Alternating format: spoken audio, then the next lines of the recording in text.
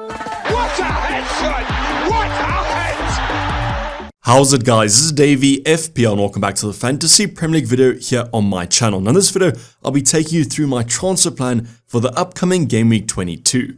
So I know it feels like forever since I created a video. The Game Week 21 kind of continuation of those 2 weekends was simply unbearable. And hopefully from now to the end of the season, we don't have these kind of extended breaks.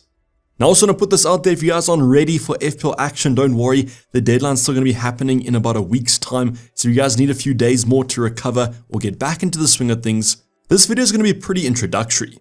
So in this transfer plan, as usual, the Game Week 21 game week has ended, so I'll give you guys the review where the current rank is looking. Then I'll turn my attention to the upcoming Game Week 22, talking about my initial team selection and my transfer plan.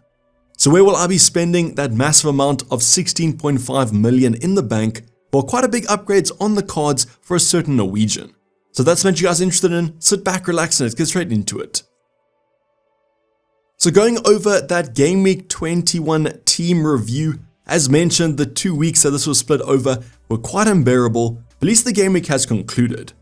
And even though it was a long game week, unfortunately the green arrow wasn't that long. It's only going to be about 10k. It's going to take us to just below the 100k mark to 94k, but any green arrow at the end of the day is going to be good. So that was thanks to 63 points scored and a game week rank of 1.6 million, so a pretty average game week to be honest. Now in terms of the transfer plan coming up, as mentioned, I've got a massive amount of 16.5 million left over, and that's pretty much because most Salah and only Haaland have left our team. In the comments down below, let me know how your game week went. Even though it was a long game week, was it a good one? I've seen some massive scores, but also some pretty low ones, and let me know where you guys are on the overall ranks.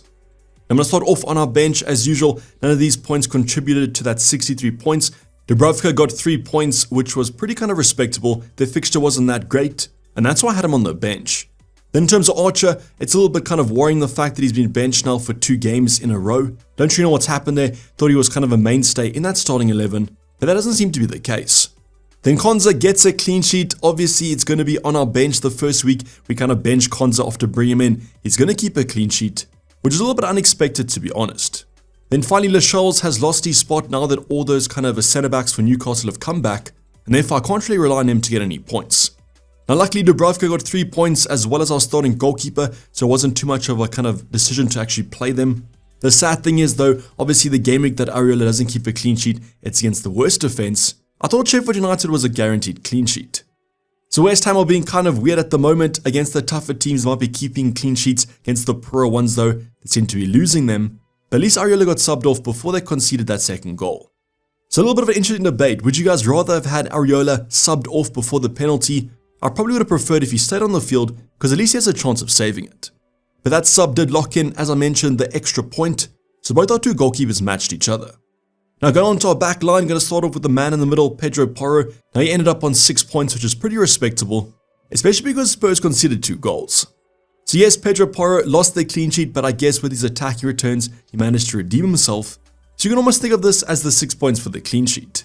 But as always, we keep Pedro Porro because of his attacking threat, and I can honestly see him keeping this up with all the set pieces he's on. Now completing our defensive department, it's going to be the double up of those Arsenal centre backs. As you guys can see, a massive return from Gabriel, 2 goals, well actually 1 goal, 1 assist, and then 2 bonus points, which took him to 17. It's not every day you get a massive return from a defender like this. Just happy that I haven't played him, but I didn't really see anyone bench him, but very unlucky if you guys did. Then in terms of Saliba, also the 6 points for the clean sheet, no attacking returns, so finally our Arsenal double up actually pays dividend. Now the back 3 all got us points, which over the past few game weeks has been quite nice, as overall the defense hasn't been great. Let's see if our midfield department did much better. I'm going to start off with the first option I brought in this week, Garnacho. And I know what you guys are thinking, why do I have a Manchester United attacker in my team? Well, the logic before the Game Week 21 deadline was that he allows me to get Salah and Haaland back in for free. Now with Salah's injury, Erling Haaland might be back for Game Week 22, might not. I wish I went for the original Diego Jota plan. A big price difference, but also a massive points difference for Game Week 21. But I guess we made the transfers and now we have to deal with it. Now if you guys watched that United vs Spurs game, you'll know right at the death, Garnacho put in a lovely cross. McTominay absolutely skied the header, which you wouldn't have thought of as McTominay has been their top goal scorer. So really would have loved if Garnacho managed to get that assist right at the death, but we have to settle for those 2 points. Another transfer we did was going to be Richarlison in for his 8-point appearance, a lovely taken goal, also I think 1 bonus point. So the Spurs man returning on his debut. Now, as mentioned, the original transfer plan was always going to be for Richarlison. Garnacho was the outside punt there, but at his cheap price point, I thought he might be good value for money. And he also has good fixtures coming up in the potential blanks. Now, obviously, I wish that I went for the Jota move like I spoke about in the team selection, or even a Jared Bowen with a lovely fixture coming up in Game Week 22 against Bournemouth. But now let's move on to the rest of our midfield department, and I'm going to go on to our captain, Bukayo Saka, with only 3 points. Very disappointing, especially because Arsenal scored 5 goals. Now, a lot of debate has been, should you guys have captained Saka versus Palmer? I still think I would have stuck with Saka for the armband. If you guys told me that Arsenal won 5-0 and Chelsea only won 1-0, Saka wins that debate every day of the week. It's very kind of interesting, especially because Saka played the full game, would have loved some attacking returns, and the captaincy was pretty split between him and Cole Palmer. So talking about Palmer, obviously the 10 points was going to be very nice for you captainers, the well-taken penalty and the max bonus points. Just seems like Chelsea are getting so many penalties and Cole Palmer's a great penalty taker. A very nice combination. So yes, congrats if you guys did go for him, had him on the original kind of team selection as my captain. I just thought Arsenal would do better, and they actually did in this fixture. So big debate about Saka, is he worth keeping, is he worth taking out? I just guess with Salah at the moment being injured, you might as well just keep Saka, and you can always switch him on when Salah comes back. Now, another popular transfer was going to be Phil Foden with his 2-point appearance. Pretty kind of weird game against Newcastle, thought they might have got more goals in this affair, or at least Phil Foden and Alvarez got more attacking returns, but both of them ended up blanking. So I guess Saka did outperform Foden by 1 point, so the better captaincy option, but I still favor Phil Foden coming up with that double in Game Week 25. At least we got the points from last week, and as I said, at least he matched Alvarez in Game Week 21, but overall I was expecting more. Talking about kind of expecting more, up front we've got Dom Solanke, Bournemouth losing 4-0 to Liverpool, no attacking returns there, but they did have a few chances in this fixture. But at his price point, still great value for money. I believe that he will kind of return to form. Liverpool's a tough game, so I'm willing to give him this one off. Now in terms of Ollie Watkins, only the 1-point appearance after losing a point to a yellow card, quite disappointing, and actually was quite a popular captaincy option as well. Just one of those game weeks, I guess, where Ollie Watkins wasn't too favoured, but I was expecting more from him. So the front department, and to be honest, our midfield department, besides maybe Cole Palmer and Richarlison, didn't end up performing, and that's also a pretty average game week.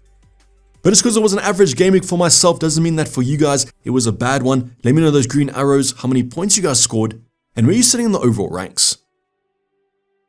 Now let's go on to the actual Game Week 22 team selection, the initial look at how the squad is taking place. And as mentioned, 1 free transfer and 16.5 million left in the bank. Now I always like to give you guys this context before I talk about my transfer plan, just to show you guys what I'm dealing with. If you guys want to do this for your own team, this is the right method to use. And I'll talk about my team selection, my locked-in transfers later in the week.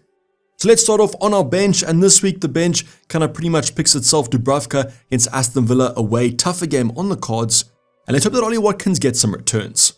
Now Cameron Archer has lost his place in that Sheffield United squad. There might be some rotation though, but currently I've got him first on my bench.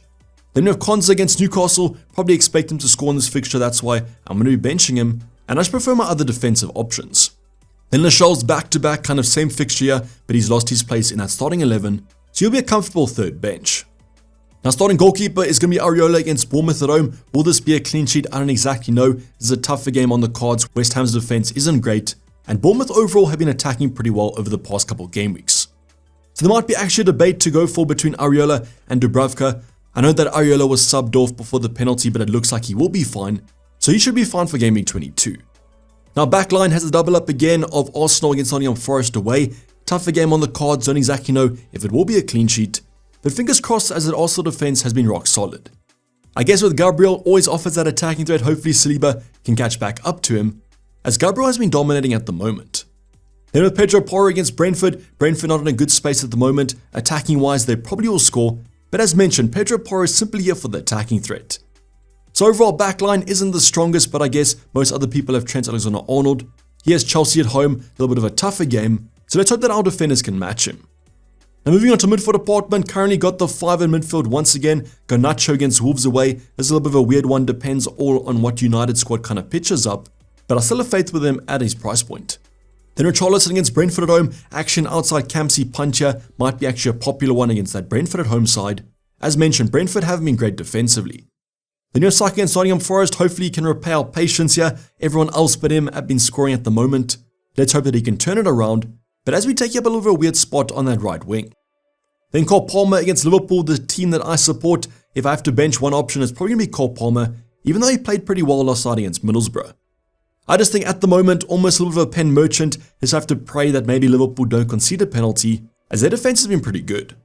Then the final option, as you guys can see, the Campsey armband is going to be on Phil Foden at the moment. This is because of that Burnley home game, great fixture on the cards, and I expect City to score a few here. Now just watch out for that FA Cup game coming up on Friday against Spurs.